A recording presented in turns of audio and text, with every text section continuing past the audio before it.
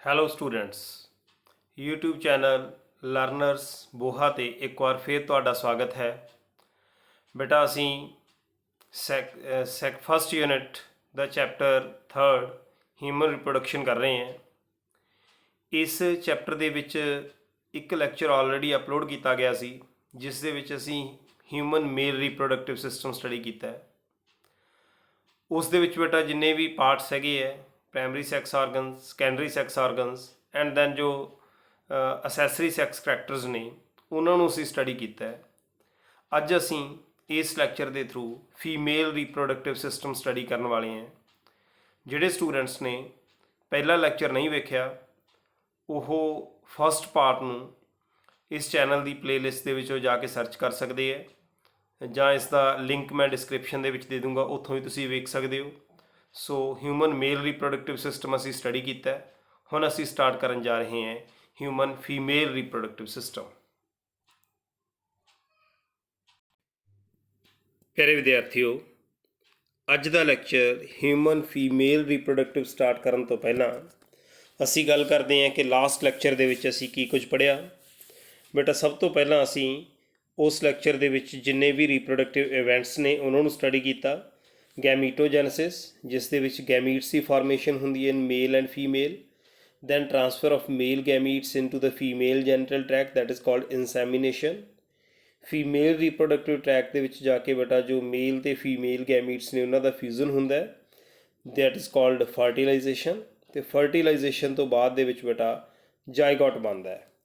ਹੁਣ ਜੋ ਜਾਈਗੋਟ ਹੈ ਉਸ ਦੀਆਂ ਡਿਵੀਜ਼ਨਸ ਹੁੰਦੀਆਂ, ਕਲੀਵੇਜ ਹੁੰਦੀ ਹੈ। ਕਲੀਵੇਜ ਤੋਂ ਬਾਅਦ ਦੇ ਵਿੱਚ ਬੇਟਾ ਉਹ ਬਲਾਸਟੋਸਿਸਟ ਦੇ ਵਿੱਚ ਕਨਵਰਟ ਹੁੰਦਾ ਹੈ and then blastocyst get implanted itself in the wall of uterus ਦੀ ਵਾਲ ਦੇ ਵਿੱਚ ਜਦੋਂ ਬੇਟਾ ਇੰਪਲਾਂਟ ਹੋ ਜਾਂਦਾ ਹੈ ਦੈਨ ਉਸੇ ਤਰੀਕੇ ਨਾਲ ਉਸ ਦੀਆਂ ਕਲੀਵੇਜ ਡਿਵੀਜ਼ਨਸ ਹੁੰਦੀਆਂ ਰਹਿੰਦੀਆਂ ਅਤੇ ਅਲਟੀਮੇਟਲੀ ਬੇਟਾ ਉਹ 3 ਜਰਮ ਲੇਅਰਸ ਉਸ ਤੋਂ ਬਣ ਜਾਂਦੀਆਂ, ਐਕਟੋਡਰਮ, ਐਂਡੋਡਰਮ ਐਂਡ ਮੀਜ਼ੋਡਰਮ।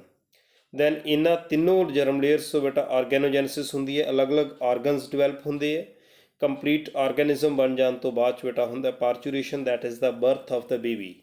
ਸੋ ਇਹ ਰਿਪਰੋਡਕਟਿਵ ਇਵੈਂਟਸ ਸੀ, ਬੜੇ ਡਿਟੇਲ 'ਚ ਅਸੀਂ ਪਹਿਲਾਂ ਪੜ੍ਹਿਆ, ਅੱਜ ਮੈਂ ਸ਼ਾਰਟ ਦੇ ਵਿੱਚ ਤੁਹਾਨੂੰ ਸਭ ਦੱਸਿਆ। ਦੈਨ ਨੈਕਸਟ ਬੇਟਾ ਅਸੀਂ ਸਟੱਡੀ ਕੀਤਾ ਸੀ ਕਿ ਮੇਲ ਰਿਪਰੋਡਕਟਿਵ ਸਿਸਟਮ ਕੀ ਹੈ। ਮੇਲ ਰਿਪਰੋਡਕਟਿਵ ਸਿਸਟਮ ਦੇ ਬੇਟਾ ਜੋ ਪਾਰਟਸ ਸੀਗੇ, that is pair of testis, accessory ducts, accessory glands and external genitalia. ਇਹ ਬੇਟਾ ਸਭ ਅਸੀਂ ਸਟੱਡੀ ਕਰ ਚੁੱਕੇ ਹਾਂ, ਜਿਹਦੇ ਵਿੱਚ ਅਸੀਂ ਦੇਖਿਆ ਕਿ there is a pair of testis. Then ਇਸ ਤੋਂ ਸਪਰਮਸ ਜਿਹੜੇ ਉੱਪਰ ਜਾ ਰਹੇ ਹੈ with the help of these accessory ducts. Accessory ducts ਦੇ ਵਿੱਚ ਕੀ ਕੁਝ ਸੀ ਬੇਟਾ, ਰੈਟੀਟੈਸਟਿਸ, ਵਾਸ ਇਫਰੈਂਸ਼ੀਆ, ਐਪੀਡਿਡਮਸ ਜੋ ਇੱਥੇ ਦਿਖਾਈ ਦੇ ਰਹੀ ਹੈ, ਦੈਨ ਉੱਪਰ ਜਾਣ ਵਾਲੀ ਵਾਸ ਡਿਫਰੈਂਸ, ਦੈਨ ਬੇਟਾ ਐਕਸਟਰਨਲ ਜੈਨੀਟੇਲੀਆ। ਸੋ ਇਹ ਸੀਗਾ ਹਿਊਮਨ ਮੇਲ ਰਿਪਰੋਡਕਟਿਵ ਸਿਸਟਮ।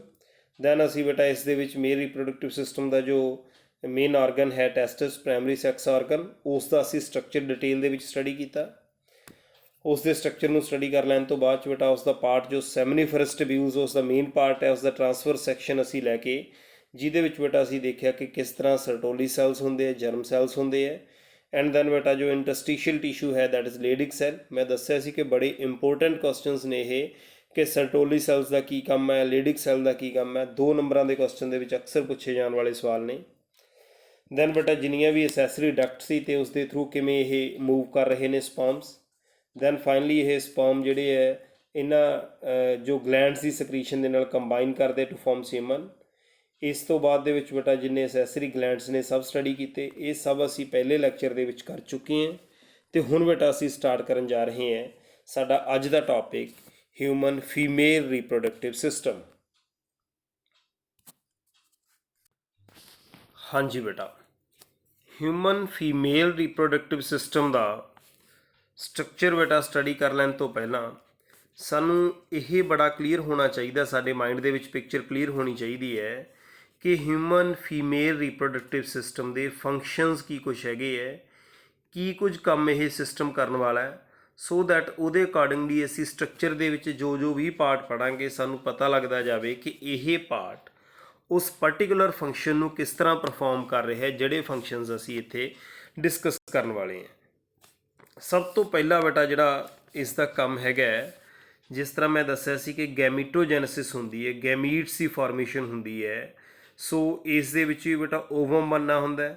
ਸੋ ਸਭ ਤੋਂ ਪਹਿਲਾਂ ਤਾਂ ਊਜੈਨੇਸਿਸ ਹੈਗਾ, that is the formation of ਓਵਮ।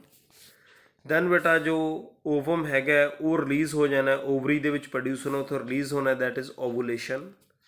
ਹੁਣ ਬੇਟਾ ਇੱਥੇ ਮੈਂ ਗੱਲ ਕੀਤੀ ਸੀ ਕਿ ਸਪਰਮ ਜਿਹੜੇ ਹੈਗੇ ਨੇ ਜੋ ਕਿ ਮੇਲ ਨੇ ਪ੍ਰੋਡਿਊਸ ਕੀਤੇ ਨੇ ਉਹ ਫੀਮੇਲ ਰੀਪਰੋਡਕਟਿਵ ਸਿਸਟਮ ਦੇ ਵਿੱਚ ਆ ਜਾਣਗੇ, ਅਤੇ ਫੀਮੇਲ ਰੀਪਰੋਡਕਟਿਵ ਸਿਸਟਮ ਜੋ ਆਪਣਾ ਓਵਮ ਪ੍ਰੋਡਿਊਸ ਕਰੇਗਾ, ਫੀਮੇਲ ਰੀਪਰੋਡਕਟਿਵ ਸਿਸਟਮ ਦੇ ਵਿੱਚ ਦੋਨਾਂ ਦੀ ਫਿਊਜ਼ਨ ਹੋਵੇਗੀ and this process is called fertilisation. ਇਹਦਾ ਮਤਲਬ ਫੀਮੇਲ ਰੀਪਰੋਡਕਟਿਵ ਸਿਸਟਮ ਦਾ ਕੰਮ ਸਿਰਫ ਗੈਮੀਟਸ ਪ੍ਰੋਡਿਊਸ ਕਰਨਾ ਨਹੀਂ ਹੈ। Like in male reproductive system ਅਸੀਂ ਕਿਹਾ ਸੀ ਕਿ ਸਪਰਮਸ ਪ੍ਰੋਡਿਊਸ ਹੋ ਜਾਂਦੇ ਆ, ਸਪਰਮੈਟੋਜੈਨਸਿਸ ਹੀ ਜਿਹੜਾ ਹੈਗਾ ਉਸ ਦਾ ਮੇਨ ਕੰਮ ਹੈ। ਉਸ ਤੋਂ ਬਾਅਦ 'ਚ ਸਪਰਮ ਜਿਹੜੇ ਟਰਾਂਸਫਰ ਹੋ ਜਾਂਦੇ ਆ। ਸੋ ਇੱਥੇ ਜਿਹੜਾ ਹੈਗਾ ਕੰਮ ਬੇਟਾ ਫੀਮੇਲ ਰੀਪਰੋਡਕਟਿਵ ਸਿਸਟਮ ਦੇ ਵਿੱਚ ਜਸਟ ਗੈਮੀਟਸ ਦਾ ਪ੍ਰੋਡਿਊਸ ਹੋਣਾ ਨਹੀਂ ਹੈ। ਗੈਮੀਟਸ ਦੇ ਪ੍ਰੋਡਿਊਸ ਹੋਣ ਤੋਂ ਬਾਅਦ ਦੇ ਵਿੱਚ ਓਵਮ ਅਤੇ ਸਪਰਮ ਦੀ ਜੋ ਫਰਟੀਲਾਈਜੇਸ਼ਨ ਹੋਣੀ ਹੈ ਉਹ ਵੀ ਫੀਮੇਲ ਰੀਪਰੋਡਕਟਿਵ ਸਿਸਟਮ ਦੇ ਵਿੱਚ ਹੀ ਹੋਣੀ ਹੈ। ਸੋ ਅਸੀਂ ਸਟੱਡੀ ਕਰਾਂਗੇ ਕਿ ਕਿਹੜੇ ਪਾਰਟ ਦੇ ਵਿੱਚ ਹੋਣੀ ਹੈ ਅਤੇ ਉਸ ਦਾ ਸਟਰਕਚਰ ਡਿਟੇਲ ਸਟੱਡੀ ਕਰਾਂਗੇ। ਸੋ ਇਹਦਾ ਮਤਲਬ ਦੂਸਰਾ ਕੰਮ ਇਸ ਦਾ ਜਿਹੜਾ ਹੋਣ ਵਾਲਾ ਦੈਟ ਇਜ਼ ਫਰਟੀਲਾਈਜੇਸ਼ਨ। ਪਹਿਲੀ ਗੱਲ ਕੀਤੀ ਸੀ ਫਾਰਮੇਸ਼ਨ ਆਫ ਓਵਮ, ਦੂਸਰਾ ਹੈ ਫਰਟੀਲਾਈਜੇਸ਼ਨ। ਹੁਣ ਬੇਟਾ ਫਰਟੀਲਾਈਜੇਸ਼ਨ ਹੋ ਜਾਣ ਤੋਂ ਬਾਅਦ ਦੇ ਵਿੱਚ ਜਾਈਗੋਟ ਬਣੇਗਾ। ਹੁਣ ਜਿਹੜਾ ਜਾਈਗੋਟ ਦੀ ਫਾਰਮੇਸ਼ਨ ਹੋ ਗਈ ਬੇਟਾ, ਜਾਈਗੋਟ ਨੇ ਵੀ ਆਪਣੇ ਆਪ ਨੂੰ ਫਰਟੀਲਾਈਜੇਸ਼ਨ ਤੋਂ ਬਾਅਦ ਜਾਈਗੋਟ ਬਣ ਗਿਆ। ਜਾਈਗੋਟ ਨੇ ਵੀ ਆਪਣੇ ਆਪ ਨੂੰ ਬੇਟਾ ਇੰਪਲਾਂਟ ਕਰ ਲੈਣਾ ਹੈਗਾ। ਕਿੱਥੇ ਇੰਪਲਾਂਟ ਕਰਨਾ ਹੈ? ਉਹ ਵੀ ਯੂਟਰਸ ਦੀ ਵਾਲ ਦੇ ਵਿੱਚ ਹੀ ਕਰਨਾ ਹੈ। ਇਹਦਾ ਮਤਲਬ ਜੋ ਇੰਪਲਾਂਟੇਸ਼ਨ ਦਾ ਕੰਮ ਹੈਗਾ ਨੈਕਸਟ, ਉਹ ਵੀ ਕਿਹਦਾ ਕੰਮ ਹੈਗਾ? ਉਹ ਵੀ ਫੀਮੇਲ ਰੀਪਰੋਡਕਟਿਵ ਸਿਸਟਮ ਦੇ ਵਿੱਚ ਹੀ ਹੋਣਾ ਹੈ। ਇੰਪਲਾਂਟੇਸ਼ਨ ਤੋਂ ਬਾਅਦ ਦੇ ਵਿੱਚ ਬੇਟਾ ਪੂਰੇ ਦਾ ਪੂਰਾ ਗੈਸਟੇਸ਼ਨ ਪੀਰੀਅਡ ਹੋਏਗਾ, ਜਿਸ ਦੇ ਵਿੱਚ ਗੈਸਟਰੋਲਾ ਬਣੇਗਾ, ਅਲੱਗ-ਅਲੱਗ ਜਰਮ ਲੇਅਰਸ ਬਣਨਗੀਆਂ, ਦੈਨ ਆਰਗੈਨੋਜੈਨਸਿਸ ਹੋਏਗੀ। ਕਹਿਣ ਦਾ ਮਤਲਬ ਕਿ ਪੂਰੇ ਦਾ ਪੂਰਾ ਜੋ ਪ੍ਰੈਗਨੈਂਸੀ ਹੈ ਉਹ ਪ੍ਰੈਗਨੈਂਸੀ ਵੀ ਫੀਮੇਲ ਰੀਪਰੋਡਕਟਿਵ ਸਿਸਟਮ ਦੇ ਵਿੱਚ ਹੀ ਹੋਣੀ ਹੈ। ਹੁਣ ਬੇਟਾ ਪ੍ਰੈਗਨੈਂਸੀ ਤੋਂ ਬਾਅਦ ਦੇ ਵਿੱਚ ਬੱਚੇ ਦਾ ਬਰਥ ਹੋਣਾ ਹੈ, ਪਾਰਚੂਰੇਸ਼ਨ ਹੋਣੀ ਹੈ। ਉਹ ਬਰਥ ਦੇ ਵਿੱਚ ਵੀ ਰੋਲ ਕਿਹਨੇ ਪਲੇ ਕਰਨਾ ਹੈ? ਫੀਮੇਲ ਰੀਪਰੋਡਕਟਿਵ ਸਿਸਟਮ ਦਾ ਹੀ ਕੰਮ ਹੈ। ਉਹ ਵੀ ਅਸੀਂ ਸਟੱਡੀ ਕਰਾਂਗੇ ਕਿ ਕਿਵੇਂ ਫੀਮੇਲ ਰੀਪਰੋਡਕਟਿਵ ਸਿਸਟਮ ਬਰਥ ਦੇ ਵਿੱਚ ਰੋਲ ਪਲੇ ਕਰਦਾ ਹੈ। ਬਟ ਬੇਟਾ ਫੀਮੇਲ ਰੀਪਰੋਡਕਟਿਵ ਸਿਸਟਮ ਦਾ ਕੰਮ ਇੱਥੇ ਬਰਥ 'ਤੇ ਵੀ ਖਤਮ ਨਹੀਂ ਹੋ ਜਾਂਦਾ। ਬਰਥ ਤੋਂ ਬਾਅਦ ਦੇ ਵਿੱਚ ਯੰਗ ਵਨ ਦੀ ਕੇਅਰ ਕਰਨੀ, ਬੱਚੇ ਦੀ ਕੇਅਰ ਕਰਨੀ, ਉਸ ਦੀ ਫੀਡਿੰਗ ਕਰਨੀ, ਇਹ ਵੀ ਬੇਟਾ ਫੀਮੇਲ ਰੀਪਰੋਡਕਟਿਵ ਸਿਸਟਮ ਦਾ ਹੀ ਕੰਮ ਹੈ, ਜਿਸ ਦੇ ਲਈ ਜੋ ਅਸੈਸਰੀ ਆਰਗਨਸ ਹੈਗੇ ਨੇ ਉਹ ਆਪਣਾ ਰੋਲ ਪਲੇ ਕਰਦੇ ਹੈ। ਇਹਦਾ ਮਤਲਬ ਫੀਮੇਲ ਰੀਪਰੋਡਕਟਿਵ ਸਿਸਟਮ ਨੂੰ ਜਦੋਂ ਅਸੀਂ ਸਟੱਡੀ ਕਰਾਂਗੇ ਤਾਂ ਅਸੀਂ ਆਪਣੇ ਮਾਈਂਡ ਦੇ ਵਿੱਚ ਇਹ ਬੜਾ ਕਲੀਅਰ ਕਰ ਲਈਏ ਕਿ ਇਸ ਦੇ ਕੰਮ ਕਿਹੜੇ ਹੋਣ ਵਾਲੇ ਨੇ।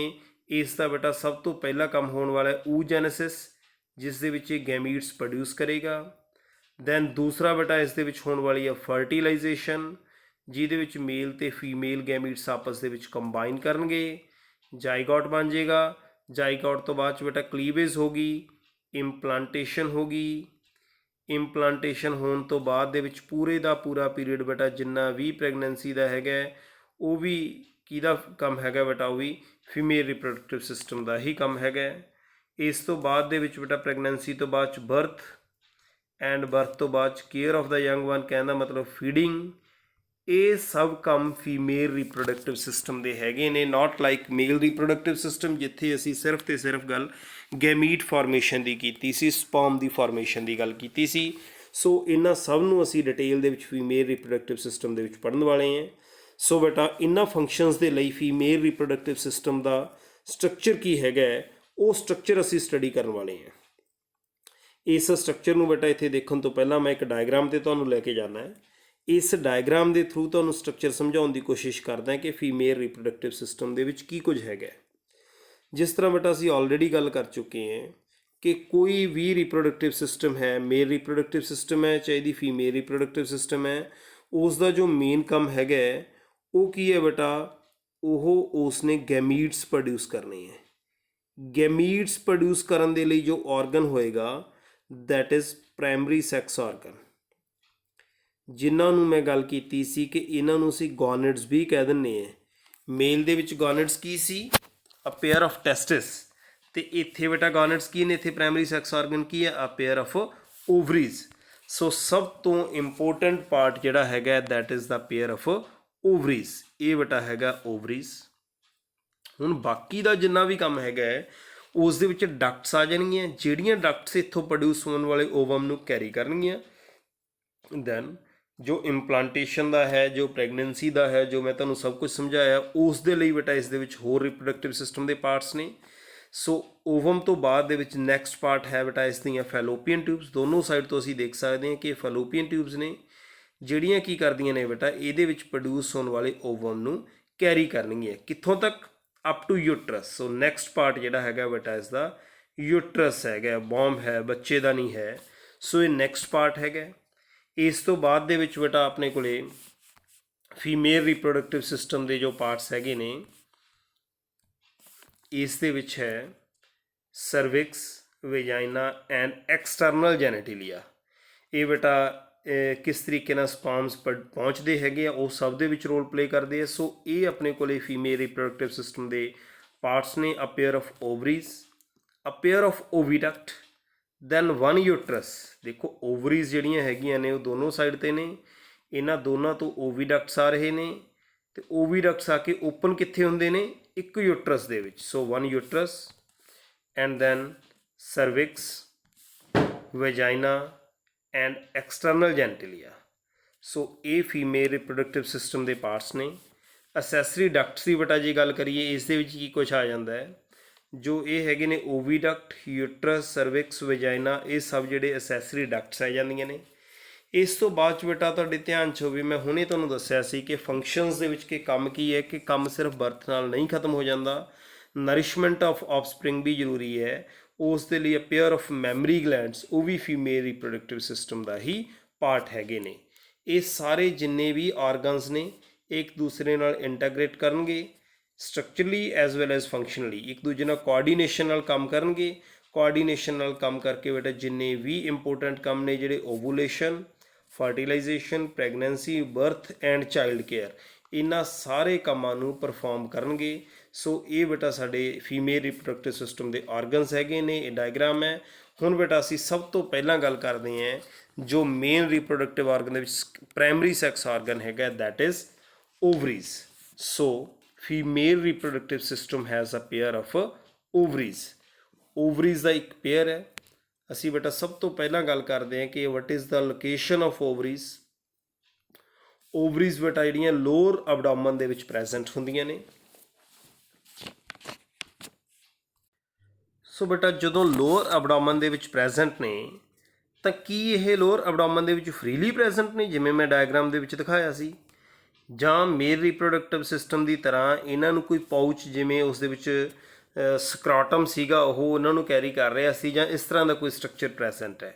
ਨਹੀਂ ਬੇਟਾ, ਨਾ ਤਾਂ ਫਰੀਲੀ ਪ੍ਰੈਜ਼ੈਂਟ ਨੇ, ਨਾ ਹੀ ਸਕਰਾਟਮ ਦੀ ਤਰ੍ਹਾਂ ਕੋਈ ਸਟਰਕਚਰ ਹੈਗਾ। ਇਨਫੈਕਟ ਇਹ ਲਿਗਾਮੈਂਟਸ ਦੀ ਹੈਲਪ ਦੇ ਨਾਲ ਬੇਟਾ ਅਟੈਚਡ ਹੈਗੀਆਂ ਨੇ। ਇੱਕ ਸਾਈਡ 'ਤੇ ਤਾਂ ਇਹ ਯੂਟਰਸ ਨਾਲ ਲੱਗੀਆਂ ਹੋਈਆਂ ਨੇ। ਯੂਟਰਸ ਨਾਲ ਜਿਹੜੀ ਇਹਨਾਂ ਦੀ ਅਟੈਚਮੈਂਟ ਹੈਗੀ ਹੈ ਬੇਟਾ, ਉਹ ਹੈਗੀ ਹੈ ਓਵਰੀਅਨ ਲਿਗਾਮੈਂਟ ਨਾਲ, attach to the uterus Y ligament. ਇਹ ਕਿਹੜੇ ਲਿਗਾਮੈਂਟ ਨੇ? ਓਵਰੀਅਨ ਲਿਗਾਮੈਂਟ ਨੇ। ਐਂਡ ਦੂਸਰਾ ਬੇਟਾ ਇਹ ਦੂਸਰੀ ਸਾਈਡ 'ਤੇ ਅਟੈਚਡ ਹੈਗੀਆਂ ਨੇ ਪੈਲਵਿਕ ਵਾਲ ਦੇ ਨਾਲ। ਪੈਲਵਿਕ ਵਾਲ ਦੇ ਨਾਲ ਬੇਟਾ ਜਦੋਂ ਇਹ ਅਟੈਚਡ ਹੈਗੀਆਂ ਨੇ ਤਾਂ ਉੱਥੇ ਜਿਹੜਾ ਹੈਗਾ ਆਪਣੇ ਕੋਲੇ ਸਸਪੈਂਸਰੀ ਲਿਗਾਮੈਂਟ ਨੇ। ਸੋ ਦੋ ਤਰ੍ਹਾਂ ਦੇ ਲਿਗਾਮੈਂਟਸ ਇਸ ਨੂੰ ਸਪੋਰਟ ਕਰਦੇ ਹੈ। ਇੱਕ ਤਾਂ ਹੈਗੇ ਨੇ ਬੇਟਾ ਸਸਪੈਂਸਰੀ ਲਿਗਾਮੈਂਟ ਜਿਹੜੇ ਇਸ ਨੂੰ ਪੈਲਵਿਕ ਗਰਡਲ ਦੇ ਨਾਲ, ਪੈਲਵਿਕ ਵਾਲ ਦੇ ਨਾਲ ਅਟੈਚ ਕਰ ਰਹੇ ਹੈ, ਅਤੇ ਦੂਸਰੇ ਹੈਗੇ ਨੇ ਬੇਟਾ ਓਵਰੀਅਨ ਲਿਗਾਮੈਂਟ ਜਿਹੜੇ ਇਸ ਨੂੰ ਯੂਟਰਸ ਦੀ ਵਾਲ ਦੇ ਨਾਲ ਅਟੈਚ ਕਰ ਰਹੇ ਹੈ। ਸੋ ਇਹ ਹੈ ਇਸ ਦੀ ਲੋਕੇਸ਼ਨ, ਜਾਂ ਇਹ ਆਪਣੀ ਪੋਜੀਸ਼ਨ ਦੇ ਉੱਤੇ ਕਿਸ ਤਰ੍ਹਾਂ ਇਹ ਰੁਕੀ ਹੋਈ ਹੈ।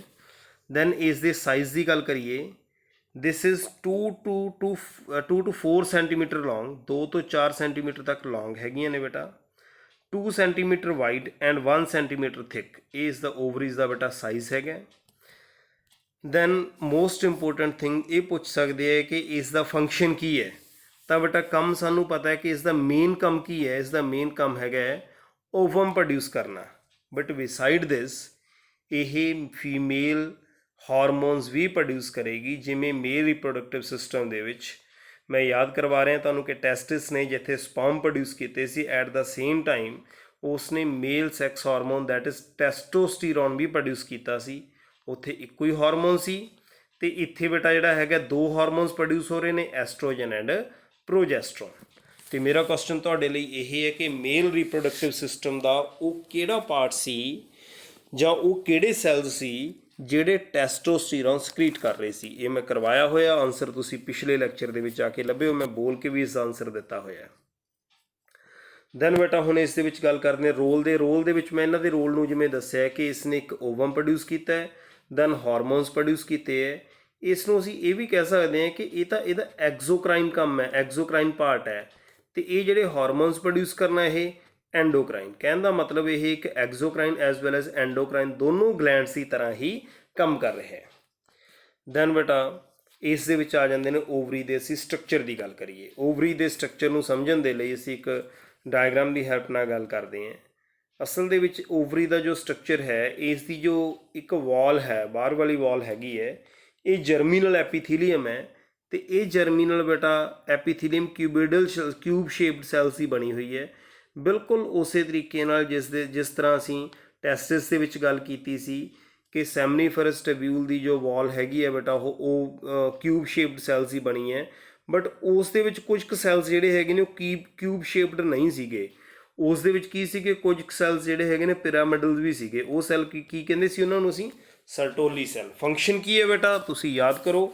ਸੋ ਹੁਣ ਅਸੀਂ ਜਿਹੜਾ ਹੈਗਾ ਇੱਥੇ ਗੱਲ ਕਰਦੇ ਹਾਂ ਕਿ ਇੱਥੇ ਸਾਰੇ ਹੀ ਇੱਕੋ ਤਰ੍ਹਾਂ ਦੇ ਸੈਲਸ ਹੈਗੇ ਨੇ, ਜਿਹੜੇ ਸੈਲਸ ਦੀ ਲੇਅਰ ਨੂੰ ਅਸੀਂ ਕੀ ਕਹਿ ਦਿੰਦੇ ਹਾਂ, ਜਰਮੀਨਲ ਐਪੀਥੀਲੀਅਮ। ਤਾਂ ਹੁਣ ਜਰਮੀਨਲ ਐਪੀਥੀਲੀਅਮ ਦੇ ਵਿੱਚ ਬੇਟਾ ਜਿੰਨਾ ਵੀ ਮਟੀਰੀਅਲ ਇਹ ਪ੍ਰੈਜ਼ੈਂਟ ਹੈ, ਇਹ ਸਭ ਮਟੀਰੀਅਲ ਨੂੰ ਅਸੀਂ ਸਟ੍ਰੋਮਾ ਬੋਲ ਦਿੰਦੇ ਹਾਂ। ਇਸ ਸਟ੍ਰੋਮਾ ਦੇ ਦੋ ਪਾਰਟ ਨੇ, ਆਊਟਰ ਪਾਰਟ ਹੈ, ਮਿਡਲ ਪਾਰਟ ਹੈ। ਆਊਟਰ ਪਾਰਟ ਬੇਟਾ ਇਸ ਦਾ ਕਾਰਟੈਕਸ ਹੈਗਾ, ਇਨਰ ਪਾਰਟ ਜਿਹੜਾ ਹੈਗਾ ਇਸ ਦਾ ਕੀ ਹੈ, ਉਹ ਮੈਡੂਲਾ ਹੈਗਾ। ਇਸ ਕਾਰਟੈਕਸ ਤੇ ਮੈਡੂਲਾ ਦੇ ਵਿੱਚ ਬੇਟਾ ਕੀ ਕੁਝ ਪ੍ਰੈਜ਼ੈਂਟ ਹੈ। ਸਭ ਤੋਂ ਪਹਿਲਾਂ ਅਸੀਂ ਗੱਲ ਕਰਦੇ ਹਾਂ ਅਸਲ ਦੇ ਵਿੱਚ ਹੁੰਦਾ ਕੀ ਹੈ, ਕਿਉਂਕਿ ਇਸ ਦਾ ਜੋ ਮੇਨ ਕੰਮ ਹੈਗਾ, ਮੇਨ ਕੰਮ ਬੇਟਾ ਜਿਵੇਂ ਅਸੀਂ ਆਲਰੇਡੀ ਦੱਸ ਚੁੱਕੇ ਹਾਂ ਕਿ ਇਸ ਦਾ ਮੇਨ ਕੰਮ ਤਾਂ ਜੋ ਹੈ ਉਹ ਓਵਮ ਪ੍ਰੋਡਿਊਸ ਕਰਨਾ ਹੈ। ਤਾਂ ਓਵਮ ਪ੍ਰੋਡਿਊਸ ਕਰਨ ਦੇ ਲਈ ਕੀ ਹੋਣਗੇ, ਇੱਥੇ ਬੇਟਾ ਕੁਛ ਕੁ ਸੈਲਸ ਹੈਗੇ ਨੇ ਜਿਹੜੇ, ਉਹ ਸੈਲਸ ਆਲਰੇਡੀ ਇਹਦੇ ਵਿੱਚ ਫੀਮੇਲ ਰਿਪਰੋਡਕਟਿਵ ਸਿਸਟਮ ਦੇ ਵਿੱਚ ਬਹੁਤ ਸਾਰੇ ਸੈਲਸ ਪ੍ਰੈਜ਼ੈਂਟ ਨੇ, ਜਿਹੜੇ ਅਲਟੀਮੇਟਲੀ ਬੇਟਾ ਡਿਵੈਲਪ ਕਰਨਗੇ ਇਨਟੂ ਐਗਸ, ਓਵਮ ਦੇ ਵਿੱਚ ਡਿਵੈਲਪ ਕਰਨਗੇ। ਤਾਂ ਜਦੋਂ ਇਹਨਾਂ ਨੇ ਓਵਮ ਦੇ ਵਿੱਚ ਡਿਵੈਲਪ ਕਰਨਾ ਹੈ ਬੇਟਾ, ਤਾਂ ਇਹਨਾਂ ਤੋਂ ਹੌਲੀ ਹੌਲੀ ਇੱਕ ਸੈੱਲ ਦੇ ਅਰਾਊਂਡ ਕੁਛ ਕੁ ਸੈਲਸ ਦਾ ਹੋਰ ਮਾਸ ਇਕੱਠਾ ਹੋਣਾ ਸ਼ੁਰੂ ਹੋ ਜਾਊਗਾ, ਡਿਵੀਜ਼ਨ ਹੋਣੀ ਸ਼ੁਰੂ ਹੋ ਜਾਊਗੀ, ਜਿਸ ਦੇ ਨਾਲ ਬੇਟਾ ਜੋ ਸਟਰਕਚਰ ਬਣ ਜਾਊਗਾ ਉਸ ਸਟਰਕਚਰ ਨੂੰ ਅਸੀਂ ਪ੍ਰਾਇਮਰੀ ਫੋਲੀਕਲਸ ਕਹਾਂਗੇ। ਦੈਨ ਇਹਨਾਂ ਪ੍ਰਾਇਮਰੀ ਫੋਲੀਕਲਸ ਤੋਂ ਹੋਰ ਫੋਲੀਕਲਸ ਬਣਨਗੀਆਂ at various stages of development, ਜਿਹਦੇ ਵਿੱਚ ਇੱਕ ਸੈੱਲ ਤਾਂ ਹੈਗਾ ਸਾਡਾ ਓਵਮ, ਵੁੱਡ ਵੀ ਓਵਮ, ਜਿਹਦੇ ਤੋਂ ਓਵਮ ਪ੍ਰੋਡਿਊਸ ਕਰਨਾ ਹੋਣਾ, ਅਤੇ ਆਲੇ ਦੁਆਲੇ ਹੋਰ ਬਹੁਤ ਸਾਰੇ ਸੈਲਸ ਇਸ ਦੇ ਵਿੱਚ ਪ੍ਰੈਜ਼ੈਂਟ ਹੈਗੇ ਹੈ। ਅਤੇ ਨਾਲ ਬੇਟਾ ਇਸ ਦੇ ਵਿੱਚ ਇੱਕ ਕੈਵਿਟੀ ਦੀ ਤਰ੍ਹਾਂ ਇੱਕ ਕੈਵਿਟੀ ਡਿਵੈਲਪ ਹੋ ਜਾਏਗੀ। ਸੋ ਇਹ ਜਿਹੜੀਆਂ ਫੋਲੀਕਲਸ ਹੈਗੀਆਂ ਨੇ at different stages of development, ਇਸ ਦੇ ਵਿੱਚ ਇਹ ਫੋਲੀਕਲਸ ਪ੍ਰੈਜ਼ੈਂਟ ਹੋਣਗੀਆਂ, ਜਿਨ੍ਹਾਂ ਨੂੰ ਅਸੀਂ ਸੈਕੰਡਰੀ ਫੋਲੀਕਲਸ ਜਾਂ ਜਿਹੜੀਆਂ ਗਰੋਇੰਗ ਫੋਲੀਕਲਸ ਵੀ ਬੋਲ ਸਕਦੇ ਹਾਂ।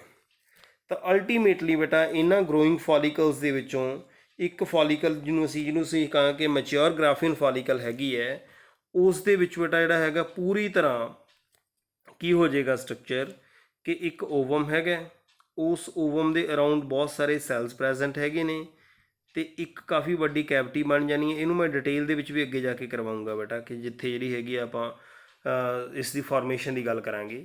ਸੋ ਫਿਲਹਾਲ ਅਸੀਂ ਇਹ ਸਮਝ ਲਈਏ ਕਿ ਇਸ ਦੇ ਆਊਟਰ ਪਾਰਟ ਦੇ ਵਿੱਚ ਇਸ ਤਰੀਕੇ ਨਾਲ ਅਲੱਗ-ਅਲੱਗ ਫੋਲੀਕਲਸ ਪ੍ਰੈਜ਼ੈਂਟ ਨੇ, ਜਿਹੜੀਆਂ ਕਿ ਅਲੱਗ-ਅਲੱਗ ਸਟੇਜ ਆਫ ਡਿਵੈਲਪਮੈਂਟ 'ਤੇ ਹੈਗੀਆਂ ਨੇ। ਜਦੋਂ ਇਹ ਓਵਮ ਪੂਰੀ ਤਰ੍ਹਾਂ ਮੈਚਿਓਰ ਹੋ ਜਾਣਾ ਹੈ, ਤਾਂ ਬੇਟਾ ਇੱਥੋਂ ਇਹ ਓਵਮ ਰਿਲੀਜ਼ ਹੋ ਜਾਏਗਾ। ਜਦੋਂ ਓਵਮ ਰਿਲੀਜ਼ ਹੋ ਗਿਆ, ਤਾਂ ਜੋ ਗਰੋਇੰਗ ਫੋਲੀਕਲ ਪਿੱਛੇ ਬਚ ਗਈ ਬੇਟਾ, ਇਹ ਗਰੋਇੰਗ ਫੋਲੀਕਲ ਨੂੰ ਅਸੀਂ ਹੁਣ ਬੋਲਾਂਗੇ ਕਾਰਪਸ ਲਿਊਟੀਅਮ। ਤਾਂ ਹੁਣ ਤੱਕ ਦਾ ਜੋ ਕੰਮ ਸੀ, ਜਿਵੇਂ ਮੈਂ ਕਿਹਾ ਕਿ ਐਗਜ਼ੋਕਰਾਈਨ ਐਜ਼ ਵੈਲ ਐਜ਼ ਐਂਡੋਕਰਾਈਨ, ਇੱਥੋਂ ਤੱਕ ਤਾਂ ਐਗਜ਼ੋਕਰਾਈਨ ਹੋ ਗਿਆ, ਇਸ ਨੇ ਓਵਮ ਰਿਲੀਜ਼ ਕਰਤਾ। ਓਵਮ ਰਿਲੀਜ਼ ਕਰਨ ਤੋਂ ਬਾਅਦ ਜੋ ਕਾਰਪਸ ਲਿਊਟੀਅਮ ਬਣਿਆ ਬੇਟਾ, ਇਹ ਹਾਰਮੋਨਸ ਪ੍ਰੋਡਿਊਸ ਕਰੇਗਾ, ਪ੍ਰੋਜੈਸਟਰੋਨ ਸਕ੍ਰੀਟ ਕਰੇਗਾ। ਤਾਂ ਇਹਦਾ ਮਤਲਬ ਹੁਣ ਇੱਥੇ ਜਾ ਕੇ ਇਸ ਦਾ ਕੰਮ ਕੀ ਹੋਣ ਵਾਲਾ ਹੈ, ਐਂਡੋਕਰਾਈਨ ਰੋਲ ਜਿਹੜਾ ਇਹ ਪਲੇ ਕਰੇਗਾ। ਜਿਹੜਾ ਬੇਟਾ ਇਹ ਸਾਈਕਲ ਮੈਂ ਤੁਹਾਨੂੰ ਸਮਝਾਇਆ ਹੈ, ਇਸ ਨੂੰ ਪੂਰੀ ਡਿਟੇਲ ਦੇ ਵਿੱਚ ਅਸੀਂ ਮੈਂਸਟਰੁਅਲ ਸਾਈਕਲ ਦੇ ਟੌਪਿਕ ਦੇ ਅੰਡਰ ਪੜ੍ਹਾਂਗੇ। ਘਬਰਾਉਣ ਵਾਲੀ ਗੱਲ ਨਹੀਂ, ਇੱਥੇ ਤਾਂ ਜਸਟ ਅਸੀਂ ਕੀ ਹੈ, ਓਵਰੀ ਦਾ ਸਟਰਕਚਰ ਮੈਂ ਤੁਹਾਨੂੰ ਐਕਸਪਲੇਨ ਕਰ ਰਿਹਾ, ਸੋ ਦੈਟ ਉਸ ਟੌਪਿਕ 'ਤੇ ਜਾਣ ਤੋਂ ਪਹਿਲਾਂ ਤੁਹਾਨੂੰ ਇੱਕ ਪ੍ਰੀਲਿਮਿਨਰੀ ਆਈਡੀਆ ਹੋ ਜੇ ਕਿ ਓਵਰੀ ਦੇ ਵਿੱਚ ਕੀ ਕੁਛ ਹੋਣ ਵਾਲਾ ਹੈ ਅਤੇ ਕਿਸ ਤਰੀਕੇ ਨਾਲ ਉਹ ਓਵਮ ਪ੍ਰੋਡਿਊਸ ਕਰਦੀ ਹੈ।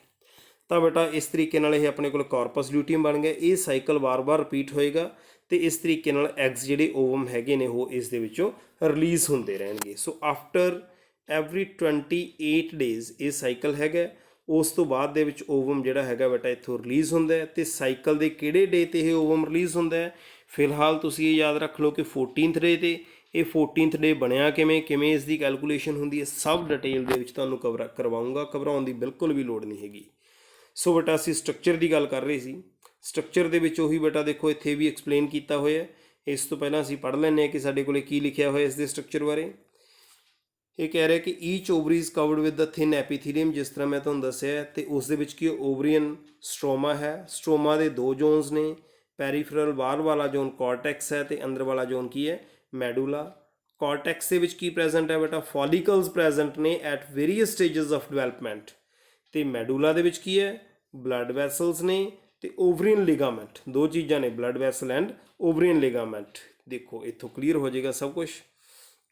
ਸੋ ਇਹ outer membrane, outer layer, it contains follicles at various stages of development. Medulla contains ovarian ligament as well as blood vessels. So ਇਹ ਮੈਡੂਲਾ ਦੇ ਵਿੱਚ ਪ੍ਰੈਜ਼ੈਂਟ ਨੇ।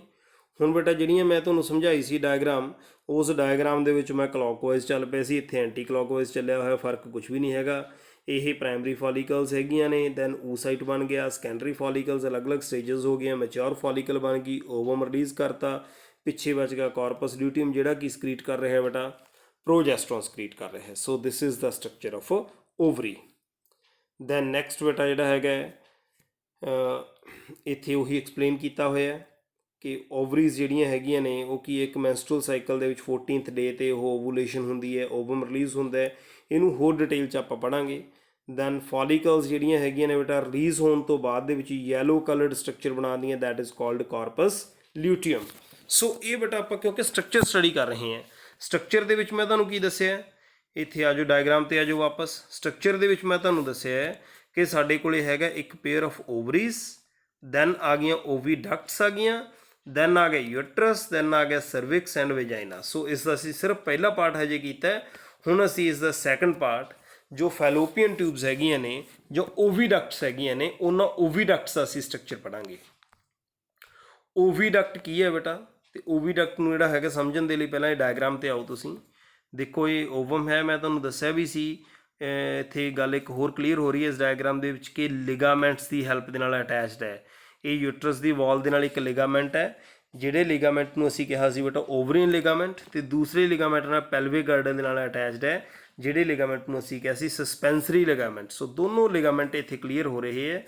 ਇਹ ਹੈਗਾ ਬੇਟਾ ਯੂਟਰਨ ਲਿਗਾਮੈਂਟ, ਅਤੇ ਇੱਧਰ ਜਿਹੜਾ ਹੈਗਾ ਉਹ ਹੈ ਸਸਪੈਂਸਰੀ ਲਿਗਾਮੈਂਟ। ਦੈਨ ਬੇਟਾ ਹੁਣ ਨੈਕਸਟ ਓਵਰੀ ਦੇ ਵਿੱਚੋਂ ਓਵਮ ਰਿਲੀਜ਼ ਹੋਇਆ। ਓਵਮ ਰਿਲੀਜ਼ ਹੋਇਆ ਤਾਂ ਉਹਨੇ ਪਹੁੰਚਣਾ ਕਿੱਥੇ ਹੈ, ਯੂਟਰਸ ਤੱਕ ਜਾਣਾ ਹੈ। ਤਾਂ ਇਨ ਬਿਟਵੀਨ ਜਿਹੜਾ ਹੈਗਾ ਉਸਨੂੰ ਉੱਥੇ ਤੱਕ ਦਾ ਰਸਤਾ ਕੌਣ ਕੈਰੀ ਕਰੇਗਾ, ਕੌਣ ਲੈ ਕੇ ਜਾਏਗਾ ਬੇਟਾ, ਫੈਲੋਪੀਅਨ ਟਿਊਬ ਜਾਂ ਓਵੀਡਕਟ, ਜਿਹੜੀ ਕਿ 10 to 12 ਸੈਂਟੀਮੀਟਰ ਲੌਂਗ ਹੈਗੀ ਹੈ। ਅਤੇ ਇਸ 10 to 12 ਸੈਂਟੀਮੀਟਰ ਲੌਂਗ ਫੈਲੋਪੀਅਨ ਟਿਊਬ ਦੇ ਕਿਹੜੇ ਪਾਰਟਸ ਹੈਗੇ ਨੇ ਬੇਟਾ, ਉਹਨਾਂ ਪਾਰਟਸ ਨੂੰ ਅਸੀਂ ਸਟੱਡੀ ਕਰਦੇ ਹਾਂ। ਇਸ ਦੇ ਲਈ ਆ ਜਾਓ ਆਪਾਂ ਇੱਕ ਖਾਲੀ ਸਲਾਈਡ ਲੈਂਦੇ ਹਾਂ, ਉਸ ਦੇ ਉੱਤੇ ਅਸੀਂ ਡਾਇਗਰਾਮ ਦੀ ਹੈਲਪ ਨਾਲ ਬੇਟਾ ਸਟੱਡੀ ਕਰਾਂਗੇ। ਤਾਂ ਸਾਡੇ ਕੋਲ ਓਵੀਡਕਟ ਹੈ, ਇੱਥੋਂ ਬੇਟਾ ਇਸ ਦਾ ਪਹਿਲਾ ਪਾਰਟ ਹੈ ਜਿਹੜਾ ਇਸ ਨੂੰ ਕੈਰੀ ਕਰ ਰਿਹਾ ਹੈ। ਇਸ ਤਰੀਕੇ ਨਾਲ ਜਾ ਕੇ ਬੇਟਾ ਇਹ ਕਿਹਦੇ ਵਿੱਚ ਖੁੱਲ੍ਹ ਰਹੀ ਹੈ, ਇਹ ਯੂਟਰਸ ਦੇ ਵਿੱਚ ਓਪਨ ਹੋ ਰਹੀ ਹੈ। ਤਾਂ ਬੇਟਾ ਇੱਥੇ ਇਸ ਦੇ 4 ਪਾਰਟਸ ਦੇ ਵਿੱਚ ਅਸੀਂ ਇਸ ਨੂੰ ਸਟੱਡੀ ਕਰਾਂਗੇ। ਇਹਦੇ ਮੇਨ 4 ਰੀਜਨਸ ਹੈਗੇ ਹੈ। ਸਭ ਤੋਂ ਪਹਿਲਾ ਰੀਜਨ ਬੇਟਾ ਹੈਗਾ ਇਨਫੰਡੀਬੁਲਮ। ਇਨਫੰਡੀਬੁਲਮ ਫਸਟ ਪਾਰਟ ਇਸ ਦਾ ਹੈਗਾ। ਨਾਲ ਬੇਟਾ ਇਹਨਾਂ ਨੂੰ ਨੋਟ ਕਰਦੇ ਜਾਓ, ਆਪਣੇ ਨੋਟਸ ਜਿਹੜੇ ਪ੍ਰਪੇਅਰ ਕਰਦੇ ਜਾਓ, ਸੋ ਦੈਟ ਬਾਰ-ਬਾਰ ਇਸ ਨੂੰ ਸੁਣਨਾ ਨਾ ਪਵੇ। ਉਸ ਤੋਂ ਬਾਅਦ ਦੇ ਵਿੱਚ ਬੁੱਕ ਦੇ ਵਿੱਚੋਂ ਪੜ੍ਹਨਾ ਬੜਾ ਸੌਖਾ ਹੋ ਜਾਂਦਾ ਹੈ। ਇਨਫੰਡੀਬੁਲਮ ਇਜ਼ ਦਾ ਫਸਟ ਪੋਰਸ਼ਨ ਹੈਗਾ, ਜਿਹੜਾ ਕਿ ਇੱਕ ਬੇਟਾ ਫਨਲ ਸ਼ੇਪਡ ਸਟਰਕਚਰ ਹੈ। ਇਹ ਪਹਿਲਾ ਪੋਰਸ਼ਨ ਜਿਹੜਾ ਕਿ ਫਨਲ ਸ਼ੇਪਡ ਸਟਰਕਚਰ ਹੈਗਾ, ਜਿਹਦੇ ਮਾਰਜਨਸ ਦੇ ਉੱਤੇ ਫਿੰਗਰ ਲਾਈਕ ਸਟਰਕਚਰਸ ਵੀ ਪ੍ਰੈਜ਼ੈਂਟ ਨੇ, ਜਿਨ੍ਹਾਂ ਨੂੰ ਅਸੀਂ ਕੀ ਬੋਲਦੇ ਹਾਂ, ਫਿੰਬਰੀ ਬੋਲਦੇ ਹਾਂ। ਤਾਂ ਇਹ ਜਿਹੜਾ ਪਹਿਲਾ ਪੋਰਸ਼ਨ ਹੋ ਗਿਆ ਬੇਟਾ, ਇਸ ਨੂੰ ਅਸੀਂ ਕੀ ਬੋਲਦੇ ਹਾਂ, ਇਨਫੰਡੀਬੁਲਮ ਹੋ ਗਿਆ। ਇਹ ਇਨਫੰਡੀਬੁਲਮ ਦਾ ਕੰਮ ਕੀ ਹੈ, ਜਿਵੇਂ ਹੀ ਓਵਰੀ ਦੇ ਵਿੱਚੋਂ ਐਗ ਰਿਲੀਜ਼ ਹੋਣਾ, ਇਹਨਾਂ ਫਿੰਬਰੀ ਨੇ ਉਸ ਐਗ ਨੂੰ ਆਪਣੇ ਵੱਲ ਅਟਰੈਕਟ ਕਰ ਲੈਣਾ ਅਤੇ ਉਸ ਰਿਲੀਜ਼ਡ ਐਗ ਨੂੰ ਆਪਣੇ ਅੰਦਰ ਲੈ ਜਾਣਾ। So this is the function of infundibulum. Then next portion ਇਸ ਦਾ ਹੈ ਐਂਪੂਲਾ। ਇਹ ਬੇਟਾ ਇਸ ਦਾ ਪੂਰਾ ਜਿਹੜਾ ਲੌਂਗ ਪੋਰਸ਼ਨ ਇੱਥੋਂ ਤੱਕ ਜਿਹੜਾ ਨੈਕਸਟ ਪੋਰਸ਼ਨ ਆ ਗਿਆ, ਇਸ ਪੋਰਸ਼ਨ ਨੂੰ ਅਸੀਂ ਬੋਲਾਂਗੇ ampulla. So this is second portion, that is ampulla. Then ਬੇਟਾ ਇਸ ਦਾ ਨੈਕਸਟ ਪੋਰਸ਼ਨ ਜਿਹੜਾ ਹੈਗਾ ਬੜਾ ਥਿਨ ਪੋਰਸ਼ਨ, ਜਿਹੜਾ ਥਰਡ ਪੋਰਸ਼ਨ ਆ ਜਾਂਦਾ, this is isthmus। And then ਜਦੋਂ ਇਹ ਬਿਲਕੁਲ ਯੂਟਰਸ ਦੇ ਵਿੱਚ ਚਲਿਆ ਗਿਆ, ਦੈਨ ਫੋਰਥ ਪਾਰਟ ਇਸ ਦਾ ਆ ਗਿਆ ਯੂਟਰਿਨ ਪਾਰਟ। ਸੋ 4 ਪਾਰਟ ਬੇਟਾ ਇਸ ਦੇ ਹੈਗੇ ਨੇ, ਇਨਫੰਡੀਬੁਲਮ, ਐਂਪਿਊਲਾ, this is infundibulum, then second portion is ampulla, then third is isthmus, and fourth ਜਿਹੜਾ ਯੂਟਰਸ ਦੇ ਵਿੱਚ ਚਲਾ ਗਿਆ that is uterine part। ਸੋ ਵਾਪਸ ਚੱਲਦੇ ਹਾਂ, ਜੋ ਸਾਡੇ ਕੋਲੇ ਡਾਇਗਰਾਮ ਬਣਿਆ ਹੋਇਆ ਸੀ ਉਸ ਦੇ ਉੱਤੇ ਅਸੀਂ ਦੇਖਦੇ ਹਾਂ ਜਾ ਕੇ। ਬਿਲਕੁਲ ਉਸੇ ਤਰੀਕੇ ਨਾਲ ਇਸ ਦਾ ਪਹਿਲਾ ਪੋਰਸ਼ਨ ਜਿਹੜਾ ਇਨਫੰਡੀਬੁਲਮ, ਐਂਪਿਊਲਾ, isthmus ਐਂਡ ਯੂਟਰਨ ਪੋਰਸ਼ਨ, ਇੱਥੋਂ ਹੁਣ ਜ਼ਿਆਦਾ ਕਲੀਅਰ ਬੇਟਾ ਹੋ ਗਿਆ ਹੋਏਗਾ। ਸੋ ਉਹੀ ਸਭ ਕੁਝ ਇੱਥੇ ਲਿਖਿਆ ਹੋਇਆ, ਤੁਸੀਂ ਇਸ ਨੂੰ ਨੋਟ ਕਰ ਲੈਣਾ। ਇਹ ਹੈਗਾ ਬੇਟਾ ਨੈਕਸਟ ਜਿਹੜਾ ਹੈਗਾ ਇਸ ਦਾ ਪਾਰਟ ਫੈਲੋਪੀਅਨ ਟਿਊਬ। ਫੈਲੋਪੀਅਨ ਟਿਊਬ ਦੇ ਨਾਲ ਰਿਲੇਟਡ ਇੱਕ ਬੜੀ ਹੀ ਇੰਪੋਰਟੈਂਟ ਗੱਲ ਤੁਸੀਂ ਧਿਆਨ ਦੇ ਵਿੱਚ ਰੱਖਣੀ ਹੈ, ਉਹ ਇਹ ਹੈ ਕਿ ਅਸੀਂ ਗੱਲ ਕੀਤੀ ਸੀ ਕਿ ਇਹਦਾ ਇੱਕ ਹੋਰ ਕੰਮ ਹੈਗਾ ਫਰਟੀਲਾਈਜੇਸ਼ਨ ਦਾ। ਨਾਲ ਨਾਲ ਬੇਟਾ ਅਸੀਂ ਫੰਕਸ਼ਨਸ ਪੁਆਇੰਟ ਆਫ ਵਿਊ ਤੋਂ ਵੀ ਗੱਲ ਕਰ ਰਹੇ ਹਾਂ, ਇਸ ਦਾ ਕੰਮ ਹੈ ਫਰਟੀਲਾਈਜੇਸ਼ਨ ਦਾ। ਹੁਣ ਦੇਖੋ ਤੁਸੀਂ ਇੱਧਰੋਂ ਐਗ ਫ੍ਰੀ ਹੋ ਗਿਆ ਤੇ ਇੱਥੇ ਤੱਕ ਐਗ ਪਹੁੰਚ ਚੁੱਕਿਆ। ਇੱਧਰੋਂ ਮੇਲ ਰੀਪਰੋਡਕਟਿਵ ਸਿਸਟਮ ਦੇ ਵਿੱਚੋਂ ਬੇਟਾ ਸਪਰਮ ਟ੍ਰਾਂਸਫਰ ਹੋ ਚੁੱਕੇ ਹੈ। ਮਿਲੀਅਨਸ ਆਫ ਸਪਰਮਸ ਹੈਗੇ ਨੇ ਜਿਹੜੇ ਫੀਮੇਲ ਰੀਪਰੋਡਕਟਿਵ ਸਿਸਟਮ ਦੇ ਵਿੱਚ ਟ੍ਰਾਂਸਫਰ ਹੋਏ ਹੈ। ਤਾਂ ਇੱਥੋਂ ਸਪਰਮਸ ਮੂਵ ਕਰ ਰਹੇ ਹੈ, ਯੂਟਰਸ ਦੇ ਥਰੂ ਹੁੰਦੇ ਹੁੰਦੇ ਫੈਲੋਪੀਅਨ ਟਿਊਬ ਵਿੱਚ ਪਹੁੰਚ ਜਾਣਗੇ, ਅਤੇ ਫੈਲੋਪੀਅਨ ਟਿਊਬ ਦੇ ਵਿੱਚ ਬੇਟਾ ਇੱਧਰੋਂ ਆ ਗਿਆ ਐਗ। ਤਾਂ ਜੋ ਫਰਟੀਲਾਈਜੇਸ਼ਨ ਹੋਣੀ ਹੈ, that is fusion of male and female gamete, ਉਹ ਕਿੱਥੇ ਹੋਣਾ ਬੇਟਾ? ਉਹ ਹੋਣਾ ਇਸ ਪੋਰਸ਼ਨ ਦੇ ਵਿੱਚ, ਫੈਲੋਪੀਅਨ ਟਿਊਬ ਦੇ ਵਿੱਚ ਇਹ ਫਰਟੀਲਾਈਜੇਸ਼ਨ ਹੋਏਗੀ। ਹਾਂਜੀ, ਸੋ ਹੁਣ ਨੈਕਸਟ ਪੋਰਸ਼ਨ ਦੀ ਗੱਲ ਕਰਦੇ ਹਾਂ। ਸੋ ਨੈਕਸਟ ਪੋਰਸ਼ਨ ਇਸ ਦਾ ਜੋ ਹੈ ਫੀਮੇਲ ਰੀਪਰੋਡਕਟਿਵ ਸਿਸਟਮ ਦਾ, ਦੈਟ ਇਜ਼ ਯੂਟਰਸ, ਵੋਮ ਇਸ ਨੂੰ ਬੋਲ ਦਿੰਦੇ ਆ, ਬੱਚੇਦਾਨੀ। ਬੜਾ ਹੀ ਇੰਪੋਰਟੈਂਟ ਪਾਰਟ ਹੈਗਾ ਇਹ, ਕਿਉਂਕਿ ਬੇਟਾ ਮੈਂ ਤੁਹਾਨੂੰ ਦੱਸੇ ਸੀ ਨਾਲ ਨਾਲ ਮੈਂ ਕੰਮ ਵੀ ਕਰਵਾ ਰਿਹਾ ਕਿਹੜੇ ਕਿਹੜੇ ਫੰਕਸ਼ਨ ਸੀ। ਸਭ ਤੋਂ ਪਹਿਲਾ ਫੰਕਸ਼ਨ ਓਵੂਲੇਸ਼ਨ ਦਾ ਦੱਸਿਆ ਸੀ, ਜਿਸ ਦੇ ਲਈ ਸਟਰਕਚਰ ਆਫ ਓਵਰੀ ਸਟੱਡੀ ਕੀਤਾ। ਨੈਕਸਟ ਸੀਗਾ ਫਰਟੀਲਾਈਜੇਸ਼ਨ ਦਾ, ਜਿਸ ਦੇ ਲਈ ਬੇਟਾ ਅਸੀਂ ਫੈਲੋਪੀਅਨ ਟਿਊਬ ਦਾ ਸਟਰਕਚਰ ਵੀ ਸਟੱਡੀ ਕੀਤਾ। ਦੈਨ ਨੈਕਸਟ ਇੰਪਲਾਂਟੇਸ਼ਨ ਹੈ, ਅਤੇ ਬੱਚੇ ਦਾ ਡਿਵੈਲਪ ਹੋਣਾ, ਪ੍ਰੈਗਨੈਂਸੀ ਦਾ ਪੂਰਾ ਜੋ ਪੀਰੀਅਡ ਹੈ ਉਹ ਹੈ, ਉਹ ਕਿੱਥੇ ਪੂਰਾ ਹੋਣਾ? ਬੱਚੇਦਾਨੀ ਦੇ ਵਿੱਚ ਜਾਂ ਯੂਟਰਸ ਦੇ ਵਿੱਚ। ਇਹਦਾ ਮਤਲਬ ਹੁਣ ਅਸੀਂ ਯੂਟਰਸ ਦਾ ਸਟਰਕਚਰ ਪੜ੍ਹਾਂਗੇ ਅਤੇ ਨਾਲ ਨਾਲ ਸਾਨੂੰ ਪਤਾ ਲੱਗ ਜਾਏਗਾ ਕਿ ਫੰਕਸ਼ਨ ਕੀ ਪਰਫੋਰਮ ਕਰਦਾ ਹੈ।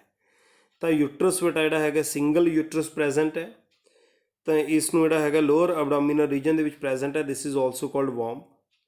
ਇਹ ਬੇਟਾ ਇੱਕ ਇਨਵਰਟਡ ਪੀਅਰ ਸ਼ੇਪਡ ਸਟਰਕਚਰ ਹੁੰਦਾ ਹੈ, which is attach to the pelvic wall by ligaments. ਜਿਸ ਤਰ੍ਹਾਂ ਓਵਰੀ ਲਿਗਾਮੈਂਟਸ ਦੇ ਨਾਲ ਹੈਲਡ ਸੀਗੀ, ਬਿਲਕੁਲ ਉਸੇ ਤਰੀਕੇ ਨਾਲ ਇਹ ਵੀ ਪੈਲਵਿਕ ਦੀਆਂ ਵਾਲਸ ਦੇ ਨਾਲ ਲਿਗਾਮੈਂਟਸ ਦੇ ਥਰੂ ਬੇਟਾ ਅਟੈਚਡ ਹੈਗਾ। ਦੈਨ ਜਿਹੜਾ ਬੇਟਾ ਆਪਣੇ ਕੋਲੇ ਆ ਜਾਂਦਾ, ਇਸ ਦੇ ਵਿੱਚ ਕਿਹੜੇ ਕਿਹੜੇ ਪੋਰਸ਼ਨ ਨੇ, ਕੀ ਕੀ ਸਟਰਕਚਰ ਹੈ। ਇਸ ਦੇ ਸਟਰਕਚਰ ਨੂੰ ਡਿਟੇਲ ਦੇ ਵਿੱਚ ਸਮਝਣ ਦੇ ਲਈ ਅਸੀਂ ਡਾਇਗਰਾਮ ਦੇ ਉੱਤੇ ਚੱਲਦੇ ਹਾਂ, ਡਾਇਗਰਾਮ ਤੋਂ ਜ਼ਿਆਦਾ ਕਲੀਅਰਲੀ ਸਾਨੂੰ ਪਤਾ ਲੱਗੇਗਾ। ਹਾਂਜੀ, ਸੋ ਇਹ ਹੈਗਾ ਡਾਇਗਰਾਮ।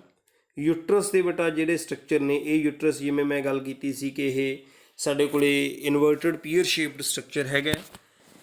ਇਸ ਦਾ ਜੋ ਸਾਈਜ਼ ਹੈ ਬੇਟਾ, ਸਭ ਤੋਂ ਪਹਿਲੀ ਗੱਲ ਤਾਂ ਇਸ ਦੇ ਸਾਈਜ਼ ਦੀ ਗੱਲ ਕਰਦੇ ਹਾਂ।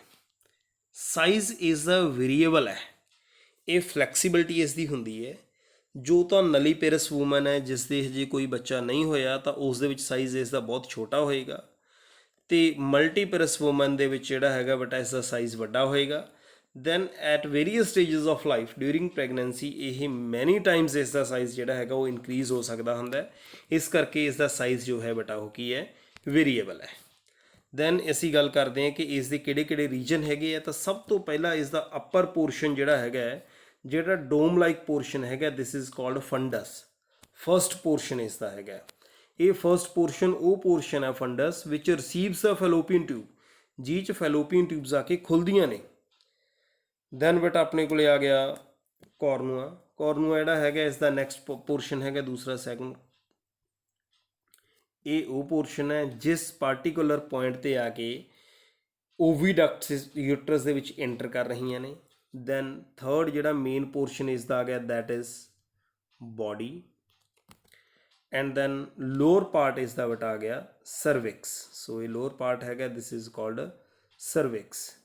ਤਾਂ 4 ਪਾਰਟ ਇਸ ਦੇ ਬੇਟਾ ਅਸੀਂ ਮੰਨਦੇ ਹਾਂ। ਸਭ ਤੋਂ ਪਹਿਲਾ ਪਾਰਟ ਮੈਂ ਇੱਥੇ ਤੁਹਾਨੂੰ ਦੁਬਾਰਾ ਦੱਸਦਾ, ਫੰਡਸ ਅਪਰ ਡੋਮ ਸ਼ੇਪਡ। ਦੂਸਰਾ ਬੇਟਾ ਇਸ ਦਾ ਜੋ ਪਾਰਟ ਹੈ, ਦੈਟ ਇਜ਼ ਕੋਰਨੂਆ। ਥਰਡ ਜਿਹੜਾ ਹੈਗਾ ਬੋਡੀ ਤੇ फोर्थ ਜਿਹੜਾ ਹੈਗਾ ਬੇਟਾ ਉਹ ਕੀ ਹੈ ਸਰਵਿਕਸ। ਸਰਵਿਕਸ ਜਿਹੜੀ ਹੈਗੀ ਹੈ ਬੇਟਾ ਇਹ ਲੋਅਰ ਪੋਰਸ਼ਨ ਹੈ, ਨੈਰੋ ਪੋਰਸ਼ਨ ਹੈਗਾ ਵਿਚ ਓਪਨਸ ਇਨਟੂ ਵਜਾਈਨਾ। ਤਾਂ ਬੇਟਾ ਜਿਹੜਾ ਇਹ ਕੰਪਲੀਟ ਹੈਗਾ ਸਾਡੇ ਕੋਲ ਸਟਰਕਚਰ ਇਹਨਾਂ portion vagina along with this cervix. ਇਸ ਪੋਰਸ਼ਨ ਨੂੰ ਬੇਟਾ ਅਸੀਂ ਬਰਥ ਕਨਾਲ ਵੀ ਬੋਲ ਦਿੰਦੇ ਹਾਂ। This portion is also called birth canal. ਤਾਂ ਇਹ ਫੀਮੇਲ ਰੀਪਰੋਡਕਟਿਵ ਸਿਸਟਮ ਦਾ ਨੈਕਸਟ ਪਾਰਟ ਜਿਹੜਾ ਹੈਗਾ ਬੇਟਾ ਉਹ ਯੂਟਰਸ ਸੀ। ਯੂਟਰਸ ਦਾ ਸਟਰਕਚਰ ਤਾਂ ਅਸੀਂ ਸਟੱਡੀ ਕਰ ਲਿਆ, ਬਟ ਨਾਲ ਮੈਂ ਤੁਹਾਨੂੰ ਇੱਕ ਗੱਲ ਹੋਰ ਵੀ ਦੱਸੀ ਹੈ, ਉਹ ਇਹ ਹੈ ਕਿ ਇਸ ਵਿੱਚ ਇੰਪਲਾਂਟੇਸ਼ਨ ਵੀ ਹੋਣੀ ਹੈ। ਇੰਪਲਾਂਟੇਸ਼ਨ ਹੋਣ ਤੋਂ ਬਾਅਦ ਦੇ ਵਿੱਚ ਬੇਟਾ ਇਸ ਦੇ ਵਿੱਚ ਪ੍ਰੈਗਨੈਂਸੀ ਹੈਲਡ ਵੀ ਹੋਣੀ ਹੈ। ਬੱਚੇ ਦੀਆਂ ਅਲੱਗ-ਅਲੱਗ ਜੋ ਜਰਮ ਲੇਅਰਸ ਬਣਨੀਆਂ ਨੇ ਦੈਨ ਪੂਰੇ ਤੋਂ ਪੂਰਾ ਡਿਵੈਲਪ ਹੋਣਾ। ਇਸ ਕਰਕੇ ਇਸ ਦੀ ਵਾਲ ਮੈਟਰ ਕਰਦੀ ਹੈ ਕਿ ਇਸ ਦੀ ਵਾਲ ਜਿਹੜੀ ਹੈਗੀ ਉਹ ਕਾਹਦੀ ਬਣੀ ਹੋਈ ਹੈ। ਇਹਦੀ ਵਾਲ ਬੜੀ ਥਿਕ ਹੁੰਦੀ ਹੈ ਅਤੇ ਇਹ 3 ਤਰ੍ਹਾਂ ਦੇ ਟਿਸ਼ੂ ਦੀ ਬਣੀ ਹੁੰਦੀ ਹੈ ਬੇਟਾ, ਐਂਡੋਮੀਟਰੀਅਮ, ਮਾਇਓਮੀਟਰੀਅਮ ਐਂਡ ਪੈਰੀਮੀਟਰੀਅਮ। ਸਭ ਤੋਂ ਪਹਿਲਾ ਪੋਰਸ਼ਨ ਇਸ ਦਾ ਬੇਟਾ ਹੈਗਾ ਉਹ ਪੈਰੀਮੀਟਰੀਅਮ, ਜਿਹੜਾ ਬਿਲਕੁਲ ਬਾਹਰ ਵਾਲਾ ਪੋਰਸ਼ਨ ਹੈਗਾ, ਇਹ ਬਾਹਰ ਵਾਲੀ ਕਵਰਿੰਗ ਹੈਗੀ ਹੈ। ਦੈਨ ਮਿਡਲ ਪੋਰਸ਼ਨ ਜਿਹੜਾ ਹੈਗਾ ਮਾਇਓਮੀਟਰੀਅਮ, ਜਿਹਦੇ ਵਿੱਚ ਸਮੂਥ ਮਸਲਸ ਹੁੰਦੀਆਂ ਨੇ, ਅਤੇ ਇਨਰ ਜਿਹੜਾ ਹੈਗਾ ਬੇਟਾ ਉਹ ਮਿਊਕਸ ਮੈਮਬ੍ਰੇਨ ਦਾ ਬਣਿਆ ਹੋਇਆ, ਦੈਟ ਇਜ਼ ਐਂਡੋਮੀਟਰੀਅਮ। ਸੋ ਮਾਇਓਮੀਟਰੀਅਮ ਜਿਹੜਾ ਬਿਲਕੁਲ ਵਿਚਕਾਰ ਵਾਲਾ ਪੋਰਸ਼ਨ ਹੈ, ਮਸਕੂਲਰ ਪੋਰਸ਼ਨ ਹੈ, ਇਹ ਯੂਟਰਨ ਮੂਵਮੈਂਟਸ ਦੇ ਵਿੱਚ ਹੈਲਪ ਕਰਦਾ ਹੈ। ਯੂਟਰਸ ਜਦੋਂ ਮੂਵ ਕਰਦਾ ਹੈ ਤਾਂ ਇਹ ਪਾਰਚੂਰੇਸ਼ਨ ਦੇ ਬਰਥ ਹੋਣ ਦੇ ਸਮੇਂ ਦੇ ਉੱਤੇ ਵੀ ਮਸਲਸ ਹੈਲਪ ਕਰਦੀਆਂ ਨੇ। ਦੈਨ ਜਿਹੜਾ ਐਂਡੋਮੀਟਰੀਅਮ ਇਨਰ ਪੋਰਸ਼ਨ ਹੈ, ਇਹ ਕਿਊਬਿਡਲ ਸੈਲਸ ਦੀ ਬਣੀ ਹੁੰਦੀ ਹੈ ਬੇਟਾ। ਇਹਦੇ ਵਿੱਚ ਬੜੇ ਗਲੈਂਡੂਲਰ ਟਿਸ਼ੂ ਹੁੰਦਾ ਹੈ ਇਸ ਦੇ ਵਿੱਚ ਪ੍ਰੈਜ਼ੈਂਟ। ਇਹ ਜਿਹੜੀ ਐਂਡੋਮੀਟਰੀਅਮ ਹੈ ਇਹ ਮੈਂਸਟਰੂਅਲ ਸਾਈਕਲ ਦੇ ਵਿੱਚ ਅਸੀਂ ਜਾ ਕੇ ਪੜ੍ਹਾਂਗੇ ਕਿ ਕਿਵੇਂ ਐਂਡੋਮੀਟਰੀਅਮ ਦੇ ਸਟਰਕਚਰ ਦੇ ਵਿੱਚ ਜਿਹੜਾ ਹੈਗਾ ਬੇਟਾ ਉਹ ਫਰਕ ਆਉਂਦਾ ਰਹਿੰਦਾ ਐਟ ਵੇਰੀਅਸ ਸਟੇਜਸ ਲਾਈਫ ਦੇ ਸਾਈਕਲ ਦੇ ਵਿੱਚ। ਸੋ ਇਹ ਸੀਗਾ ਬੇਟਾ ਇਸ ਦਾ ਨੈਕਸਟ ਪੋਰਸ਼ਨ। ਇਹਦੇ ਬਾਰੇ ਇੱਥੇ ਲਿਖਿਆ ਵੀ ਹੋਇਆ ਦੇਖੋ, ਪੈਰੀਮੀਟਰੀਅਮ, ਮਾਇਓਮੀਟਰੀਅਮ ਐਂਡ ਐਂਡਰੋਮੀਟਰੀਅਮ। ਦੈਨ ਬੇਟਾ ਨੈਕਸਟ ਇਸ ਦੇ ਵਿੱਚ ਐਕਸਟਰਨਲ ਜੈਨੇਟੀਲੀਆ ਆ ਜਾਂਦਾ। ਫੀਮੇਲ ਐਕਸਟਰਨਲ ਜੈਨੇਟੀਲੀਆ ਦੇ ਲਈ ਤੁਸੀਂ ਬੇਟਾ ਇਹ ਨਾਮ ਯਾਦ ਕਰ ਲੈਣੇ ਆ, ਮੋਨਸ ਪਿਊਬਿਸ ਜਿਹੜਾ ਹੈਗਾ, ਲੇਬੀਆ ਮੇਜਰਾ, ਲੇਬੀਆ ਮਾਈਨਰਾ। ਮੇਨਲੀ ਇਹ 2 ਪੋਰਸ਼ਨ ਜਿਹੜੇ ਹੈਗੇ ਨੇ ਬੇਟਾ, ਜੋ ਇਹਨਾਂ ਦੋਨਾਂ ਨੂੰ ਤੁਸੀਂ ਪੜ੍ਹ ਲੈਣਾ। ਹੋਰ ਇਸ ਦੇ ਵਿੱਚ ਜਿਹੜਾ ਹੈਗਾ ਬਹੁਤਾ ਡਿਟੇਲ ਦੇ ਵਿੱਚ ਬੇਟਾ ਪੜ੍ਹਨ ਦੀ ਜ਼ਰੂਰਤ ਨਹੀਂ ਹੈ। ਦੈਨ ਬੇਟਾ ਹੁਣ ਅਸੀਂ ਨੈਕਸਟ ਗੱਲ ਕਰਦੇ ਹਾਂ ਕਿ ਫੀਮੇਲ ਰੀਪਰੋਡਕਟਿਵ ਸਿਸਟਮ ਦੇ ਵਿੱਚ ਮੈਂ ਗੱਲ ਕੀਤੀ ਸੀ ਕਿ ਅਪ ਟੂ ਬਰਥ ਤੱਕ ਮੈਂ ਗੱਲ ਕੀਤੀ ਸੀ, ਬਟ ਮੈਂ ਕਿਹਾ ਸੀ ਕਿ ਬਰਥ ਦੇ ਨਾਲ ਹੀ ਕੰਮ ਖਤਮ ਨਹੀਂ ਹੁੰਦਾ। ਯੰਗ ਵਨ ਦੀ ਕੇਅਰ ਕਰਨਾ ਵੀ ਫੀਮੇਲ ਰੀਪਰੋਡਕਟਿਵ ਸਿਸਟਮ ਦਾ ਹੀ ਕੰਮ ਹੈ। ਸੋ ਕੇਅਰ ਕਰਨ ਦੇ ਲਈ ਬੇਟਾ ਇਸ ਦੇ ਕੋਲੇ ਕੀ ਪ੍ਰੈਜ਼ੈਂਟ ਹੈ, ਇਹਦੇ ਕੋਲੇ ਪ੍ਰੈਜ਼ੈਂਟ ਆ ਪੇਅਰ ਆਫ ਮੈਮਰੀ ਗਲੈਂਡਸ। ਸੋ ਹੁਣ ਅਸੀਂ ਨੈਕਸਟ ਜਿਹੜਾ ਹੈਗਾ ਸਟੱਡੀ ਕਰਾਂਗੇ ਮੈਮਰੀ ਗਲੈਂਡਸ। ਸੋ ਬੇਟਾ ਜੋ ਮੈਮਰੀ ਗਲੈਂਡ ਹੈ, there is a pair of mammary glands present. ਦੇਖੋ ਇਸੇ ਕਰਕੇ ਹੀ because of presence of mammary glands ਅਸੀਂ ਗੱਲ ਕਰਦੇ ਹਾਂ ਕਿ ਅਸੀਂ ਮੈਮਲਸ ਹਾਂ। ਮੈਮੇਲੀਆ ਤੁਸੀਂ ਪੜ੍ਹਦੇ ਹੋ ਕਲਾਸ ਜਿਹੜੀ ਹੈਗੀ ਹੈ ਸਪੈਸ਼ਲੀ, ਤਾਂ ਉਹ ਮੈਮੇਲੀਆ ਕਲਾਸ 'ਚ ਅਸੀਂ ਕਹਿੰਦੇ ਹਾਂ ਕਿ ਉਹ ਯੰਗ ਵਨ ਦੀ ਜਿਹੜੀ ਹੈਗੀ ਫੀਡਿੰਗ ਕਰਨੀ ਹੈ, ਯੰਗ ਵਨ ਨੂੰ ਬਰਥ ਦੇਣਾ। ਤਾਂ ਇਸ ਦੇ ਵਿੱਚ ਬੇਟਾ ਕੀ ਹੈ, ਮੈਮਰੀ ਲੋਬਸ ਪ੍ਰੈਜ਼ੈਂਟ ਹੈਗੀਆਂ ਨੇ 15 ਤੋਂ 20। ਇਹਨਾਂ ਮੈਮਰੀ ਲੋਬਸ ਨੇ ਬੇਟਾ ਕੀ ਕਰਨਾ, ਮਿਲਕ ਸਕਰੀਟਿੰਗ ਐਲਵਿਓਲਾਈ ਇਹਨਾਂ ਕੋਲੇ ਪ੍ਰੈਜ਼ੈਂਟ ਨੇ। ਇਹ ਮਿਲਕ ਸਕਰੀਟਿੰਗ ਐਲਵਿਓਲਾਈ ਨੇ। ਇਹਨਾਂ ਮਿਲਕ ਸਕਰੀਟਿੰਗ ਐਲਵਿਓਲਾਈ ਨੇ ਮਿਲਕ ਸਕਰੀਟ ਕਰਨਾ, ਅਤੇ ਉਹ ਮਿਲਕ ਸਕਰੀਟ ਜਿਹੜਾ ਹੋਇਆ ਬੇਟਾ ਉਹ ਮੈਮਰੀ ਟਿਬਿਊਲਸ ਦੇ ਥਰੂ ਇਕੱਠਾ ਹੋ ਕੇ ਮੈਮਰੀ ਡਕਟਸ ਦੇ ਵਿੱਚ ਪਹੁੰਚ ਜਾਏਗਾ। ਸੋ ਮੈਮਰੀ ਡਕਟਸ ਤੋਂ ਥਰੂ ਜਿਹੜਾ ਹੈਗਾ ਬੇਟਾ ਉਹ ਫਿਰ ਇੱਕ ਜਗ੍ਹਾ ਦੇ ਉੱਤੇ ਇਕੱਠਾ ਹੋ ਜਾਣਾ। ਲੈਕਟੀਫਰਸ ਡਕਟ ਅਸੀਂ ਉਸ ਨੂੰ ਬੋਲਦੇ ਹਾਂ। ਸੋ ਮਤਲਬ ਕੀ ਹੈ, ਮੋਟੀ ਜਿਹੀ ਗੱਲ ਸਮਝਣ ਵਾਲੀ ਇੰਨੀ ਹੈ ਕਿ ਇਸ ਦੇ ਵਿੱਚ ਬੇਟਾ ਅਲਵਿਓਲਾਈ ਪ੍ਰੈਜ਼ੈਂਟ ਹੁੰਦੀਆਂ ਨੇ, ਜਿਨ੍ਹਾਂ ਦਾ ਕੰਮ ਕੀ ਹੈ ਮਿਲਕ ਸਕਰੀਟ ਕਰਨਾ, ਅਤੇ ਉਹ ਮਿਲਕ ਫਿਰ ਮੈਮਰੀ ਡਕਟ ਅਤੇ ਲੈਕਟੀਫਰਸ ਡਕਟ ਦੇ ਥਰੂ ਕੀ ਹੋ ਜਾਏਗਾ, ਇਕੱਠਾ ਹੋ ਜਾਏਗਾ। ਸੋ ਇਹ ਜਿਹੜਾ ਹੈਗਾ ਬੇਟਾ ਆਪਣੇ ਕੋਲ ਮੈਮਰੀ ਗਲੈਂਡਸ ਦਾ ਹੈਗਾ। ਦੈਨ ਇਹ ਮਿਲਕ ਸਕਰੀਸ਼ਨ ਦੇ ਵਿੱਚ ਵੀ ਬੇਟਾ ਜਿਹੜੇ ਹਾਰਮੋਨਸ ਨੇ ਉਹ ਵੀ ਹਾਰਮੋਨਸ ਰੋਲ ਪਲੇ ਕਰਦੇ ਹੈਗੇ ਹੈ। ਸੋ ਇਹ ਬੇਟਾ ਆਪਣੇ ਕੋਲ ਸੀਗਾ ਫੀਮੇਲ ਰੀਪਰੋਡਕਟਿਵ ਸਿਸਟਮ ਦਾ ਸਟਰਕਚਰ। ਫੀਮੇਲ ਰੀਪਰੋਡਕਟਿਵ ਸਿਸਟਮ ਦਾ ਸਟਰਕਚਰ ਅਸੀਂ ਬੇਟਾ ਜਿੰਨੇ ਵੀ ਇਸ ਦੇ ਪਾਰਟ ਸੀਗੇ ਉਹਨਾਂ ਸਾਰੇ ਪਾਰਟਸ ਨੂੰ ਅਸੀਂ ਸਟੱਡੀ ਕੀਤਾ ਹੈ। ਸੋ ਇਹ ਸੀ ਬੇਟਾ ਸਾਡਾ ਅੱਜ ਦਾ ਟੌਪਿਕ ਫੀਮੇਲ ਰੀਪਰੋਡਕਟਿਵ ਸਿਸਟਮ। ਮੈਂ ਉਮੀਦ ਕਰਦਾ ਕਿ ਤੁਹਾਨੂੰ ਸਭ ਨੂੰ ਇਹ ਟੌਪਿਕ ਬਹੁਤ ਹੀ ਵਧੀਆ ਤਰੀਕੇ ਨਾਲ ਸਮਝ ਆਇਆ ਹੋਵੇਗਾ। ਹੁਣ ਬੇਟਾ ਇਸ ਦੇ ਆਪਣੇ ਨੋਟਸ ਪ੍ਰਪੇਅਰ ਕਰੋ ਅਤੇ ਟੌਪਿਕ ਨੂੰ ਵਧੀਆ ਤਰੀਕੇ ਨਾਲ ਸਮਝੋ। ਥੈਂਕ ਯੂ ਬੇਟਾ।